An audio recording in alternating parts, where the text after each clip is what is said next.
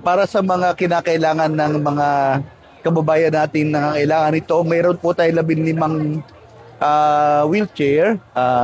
Meron na po mga recipients ito at mamamahagi rin tayo ng sa ating pong awarding ng ating Sustainable Livelihood Program. Meron po kami i-present sa kanya na meron pong awardan na ilang grupo, tatlong grupo para sa kanilang pagsisimula ng livelihood opportunities na lang.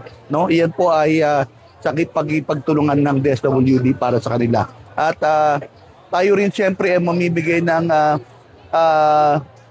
assistance, medical assistance for the individual in crisis situation. Doon po yata gagawin sa auditorium ito na bibigyan po nila ng financial medical assistance sa mga kababayan natin. Meron din tayo ipamimigay ng mga family food packs to the families of the needy families of the servicemen natin. So ganoon po. So yun po yung ating mga contribution para po makibahagi tayo sa programa ng ating unang ginang.